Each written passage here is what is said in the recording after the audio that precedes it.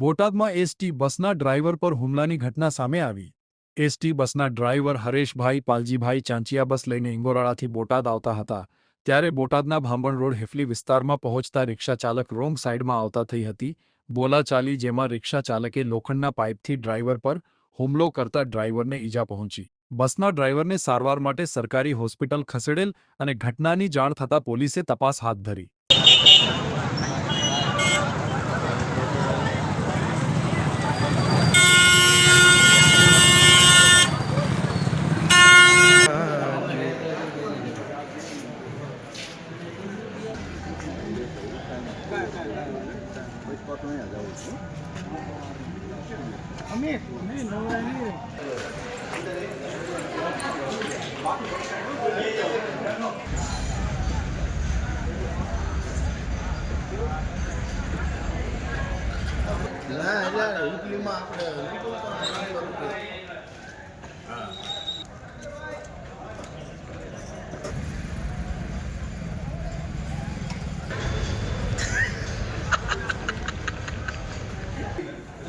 તમારા ફોટા મોકલા, તમારા ફોટા મોકલા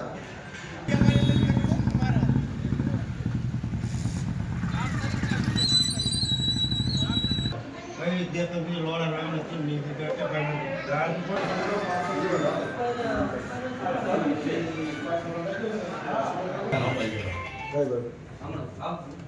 आएगा का हो गए ले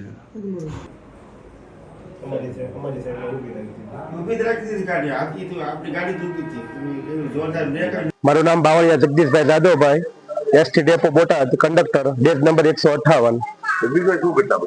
આજ અમારી ફરજ ઇંગોરાળા બોટાદ દરમિયાન બોટાદ સિટીમાં એન્ટર થતા શેરી નંબર 6 ની સામે એક રિક્ષાવાળો સામેની સાઈડ અમારી સામે આવતા બાદમાં એને ગાડી ઊભી રાખી દીધી। ત્યારબાદ એ અપશબ્દ બોલવા લાગેલ અને એને કઈ કહીધેલ નહીં, પણ એનો લોખંડનો પાઇપ વડે સૌ પ્રથમ તો અમારા એસટી બસના આગળના મેન કાચ તોડી નાખ્યો। ત્યારબાદ અમારા ડ્રાઈવર નીચે ઉતરવા જતા માથાના ભાગે 2 ઘા અને ત્રીજો ઘા જમણા હાથે મારેલ છે, જે હકીકત છે। ત્યાર પછી અમારા ડ્રાઈવરને ચક્કર આવતા ત્યાં સોનાવાલા હોસ્પિટલ ખાતે સારવાર અર્થે પહોંચાડેલ છે।